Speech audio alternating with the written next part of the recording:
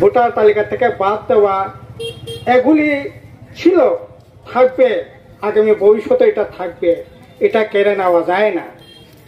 কিন্তু হঠাৎ করে এই কেন বিরোধীরা হইচই করে এর বিরুদ্ধে মাঠে নামতে হয়েছে? গতকাল আপনারা আমাদের দেশের পার্লামেন্টে বিরোধী দলের নেতা, ইন্ডিয়া জোটের নেতা, কংগ্রেসের নেতা রাহুল গান্ধীর প্রেস মিট আপনারা শুনেছেন। এর আগে অনেক তথ্য বেরিয়েছে।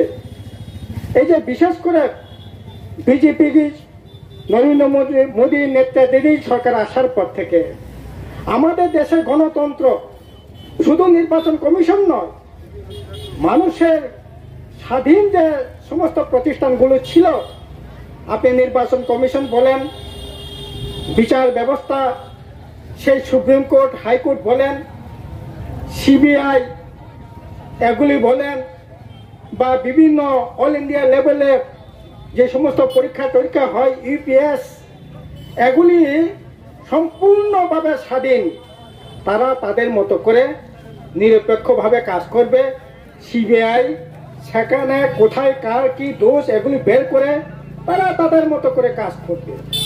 কিন্তু আমরা লক্ষ্য করলাম নরেন্দ্র মোদী সরকার আসার পর থেকে এই যে স্বাধীন যে সমস্ত প্রতিষ্ঠানগুলির উপর একটার পর একটা আক্রমণ সেখানে চলছে।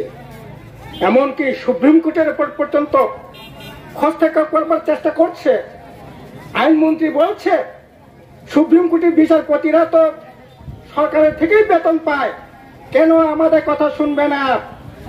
এই হচ্ছে নরেন্দ্র মোদী সরকারের ভাবনা।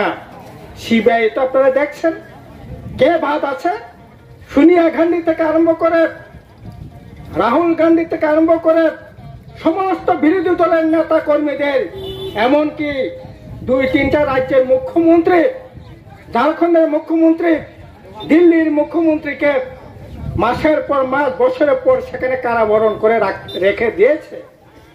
সিবিআইকে সরকার সম্পূর্ণভাবে ব্যবহার করছে। এরপরও মানুষ, দেশের মানুষ এতটা গুরুত্ব ছিল না, রাগ ছিল না। কিন্তু শেষ যে প্যারাকটা, এটা হলো আপনার কি অধিকার, আপনার একটা যে ন্যূনতম যে অধিকার, এটা হচ্ছে ভোট দেওয়ার অধিকার। ভোট দেওয়ার অধিকার, গণতন্ত্রকে বাঁচিয়ে রাখবার অধিকার, এটা পর্যন্ত এখন কেড়ে নেওয়ার চেষ্টা হচ্ছে। এমনিতে কেড়ে নেওয়ার চেষ্টা তো হচ্ছেই। এখন কি আপনার ইচ্ছা মতো কাউকে ভোট দিতে পারেন? আপনাকে টাকায় ভোট দিতে বাধ্য করে বিভিন্ন ধরনের প্রলোভন দেখায়। ভোট আসলে পরে বছরে 2 কোটি চাকরি হবে, ভোট আসলে পরে অমুক হবে, তমুক হবে, ওই সুইজারল্যান্ড থেকে 15 লক্ষ টাকা ফিরিয়ে আনা হবে। আমাদের রাজ্যেও আমরা দেখেছি, চলো পাল্টায় 299টা নির্বাচনী প্রতিশ্রুতি ছিল। কি ছিল না এখানে?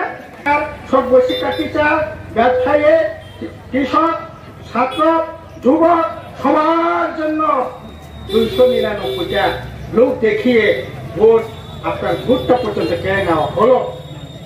এরপরও মেনে নেওয়া যায়। কিন্তু এখন পরিবর্তন করবার যে জায়গা, আপনার যে অধিকার, ভোট দেওয়ার অধিকারকে পর্যন্ত কেড়ে নেওয়া হচ্ছে। কিরকম এখন হচ্ছে? এখন বিজেপি যে নির্বাচনের যে দপ্তর, নির্বাচন কমিশন, এটাকে সম্পূর্ণভাবে সরকার তার ইচ্ছা মতো ব্যবহার করা। কোথাও যদি ভোট বাড়াতে হয়, ভোট বাড়িয়ে যদি জিততে হয়, ভোট বাড়াবে। কোথাও যদি ভোট কমিয়ে যদি জিততে হয়, ভোট কমানোর ব্যবস্থা করবে।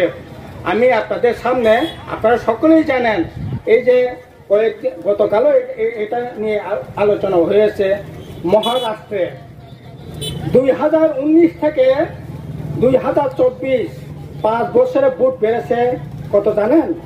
32 লক্ষ ভোট বেড়েছে। এটা স্বাভাবিক নিয়ম। যা ভোট আছে তার 2-3% ভোট বাড়তেই পারে। 32 লক্ষ ভোট বেড়েছে, এটা স্বাভাবিক।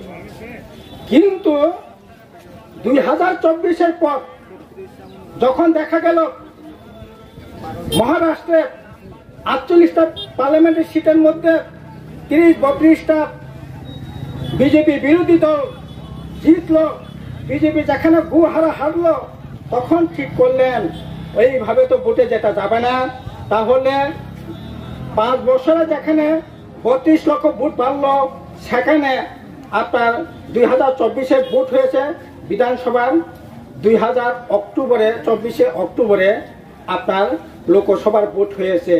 এই 5 মাসে এই মহারাষ্ট্রে ভোট বেড়েছে 39 লক্ষ। 5 বছরে ভোট বেড়েছে 32 লক্ষ, আর 5 মাসে ভোট বেড়েছে 39 লক্ষ, প্রায় 40 লক্ষ ভোট বেড়েছে। কেন কিরকম ভাবে বেড়েছে?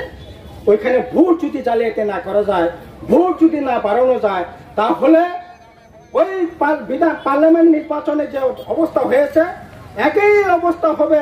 তার জন্য ভোট বাড়াও, 5 মাসে 39 লক্ষ ভোট বাড়িয়ে সেখানে ভোট জালিয়াতি করে, ভোট চুরি করে, সেখানে আপনার বিধানসভাটা যেখানে বিরোধীরা জিতবার কথা ছিল, ইন্ডিয়া জোট জিতবার কথা ছিল, এখানে বিজেপি সেখানে জয় ছিনিয়ে নিয়েছে।